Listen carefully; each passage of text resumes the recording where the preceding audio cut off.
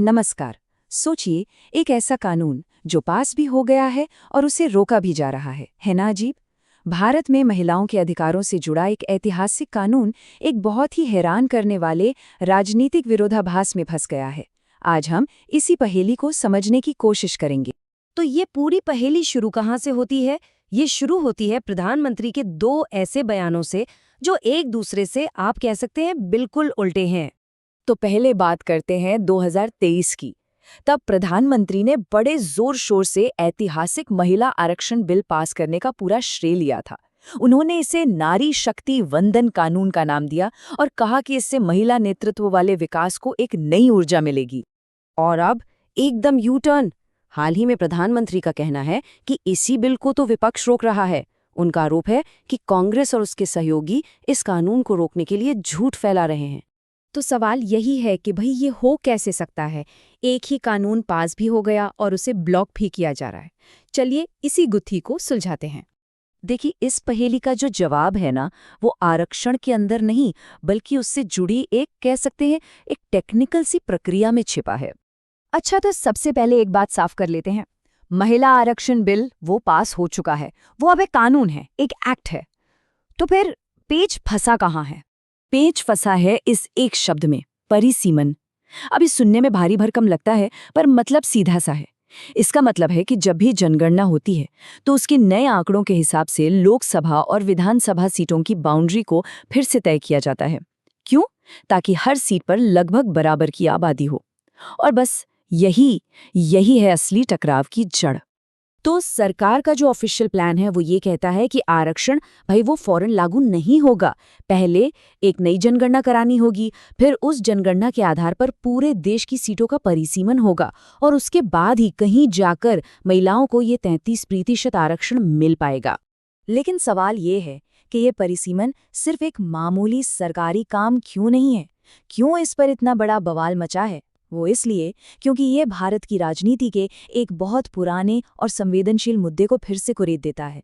और वो मुद्दा है उत्तर भारत बनाम दक्षिण भारत।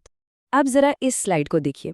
एक तरफ है उत्तरी राज्य जहां आबादी बहुत तेजी से बढ़ी है और दूसरी तरफ है दक्षिणी राज्य जिन्होंने आप कह सकते हैं कि परिवार नियोजन को बहुत अच्छे से लागू किया और अपनी आबादी की ग्रोथ को कंट्रोल कर लिया।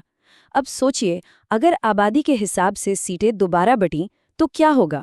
जाहिर है उत्तर भारत को बहुत सारी नई सीटें मिल जाएंगी और दक्षिण को ये डर सता रहा है कि अपनी कामयाबी की सजा उन्हें अपनी राजनीतिक ताकत खोकर चुकानी पड़ेगी। और इसी डर को सांसद शशि थरूर ने अपने शब्दों में कुछ ऐसे बयां किया। उन्होंने कहा कि ये तो एक डेमोग्राफिक मेजॉरिटी का अत्याचार हो जाएगा, जहां मुट्ठी भर बड़े राज्य ही मिलकर पूरे देश की किस्मत का फैसला करने लगेंगे। और देखिए, ये कोई नया मुद्दा नहीं है। ये इतना ज्यादा संवेदनशील है कि पहले की सरकारें भी इसे दशकों तक टालती रही हैं। 1976 में इंदिरा गांधी ने इसे फ्रीज कर दिया, फिर 2001 में अटल बिहारी वाजपेयी जी ने। और ये जो फ्रीज था, ये 2026 में खत्म हो रहा है।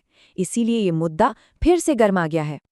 पर कहानी में एक और बड़ा ट्विस्ट है। विपक्ष का आरोप कुछ और ही है। उनका कहना है कि ये परिसीमन सिर्फ सीटों का बंटवारा नहीं है, बल्कि इसके पीछे एक और खतरनाक राजनीतिक खेल छिपा हो सकता है। और इस खेल का नाम है गेरीमैंडरिंग। ये एक ऐसी तरकीब है जिसमें चुनावी सीटों की बाउंड्रीज को जानबूझकर ऐसे तोड़ा मरोड़ा जाता है कि किसी एक पार्टी को सीधे सीधे फायदा पहुंचे।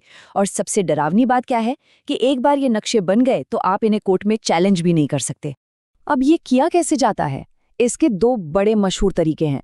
पहला है स्क्वीजिंग, मतलब विपक्ष के सारे वोटरों को निचोड़कर कुछ ही सीटों में ठूस दो। नतीजा, वो वहां बहुत बड़े मार्जिन से जीतेंगे, लेकिन उनके बाकी सारे वोट बेकार हो जाएंगे। और दूसरा तरीका है कटिंग। इसमें विपक्ष के वोटरों को इतनी सारी सीटों पर थोड़ा थोड़ा करके बांट दो कि वो कहीं भी इतने ना हो कि सीट जीत सकें। तो विपक्ष ये गेरीमैंडरिंग का शक क्यों जता रहा है? उनका कहना है कि सरकार की नीयत पर शक करने के लिए हमें महिला सशक्तिकरण पर उनका ट्रैक रिकॉर्ड देखना चाहिए। जैसे अगर हम आंकड़े देखें तो बीजेपी के नेतृत्व वाले गठबंधन में महिला सांसदों की संख्या कितनी है? सिर्फ 13%। और केंद्र सरकार में 72 मंत्रियों में से सिर्फ 7 महिलाएं हैं। और राज्यों का हाल देखें तो बीजेपी और उसके सहयोगियों की सरकार वाले 21 राज्यों में महिला मुख्यमंत्री सिर्फ 1। तो विपक्ष इन्हीं आंकड़ों को सामने रखकर सरकार की नीयत पर सवाल उठा रहा है। तो इतनी सारी बातें समझने के बाद सवाल उठता है कि भाई अब होगा क्या? हम आज कहाँ खड़े हैं और आगे जाने के लिए कौन से दो रास्ते हमारे सामने हैं? इस स्लाइड पर दोनों रास्ते बिल्कुल साफ-साफ दिख रहे हैं। एक तरफ है विपक्ष का प्रस्ताव।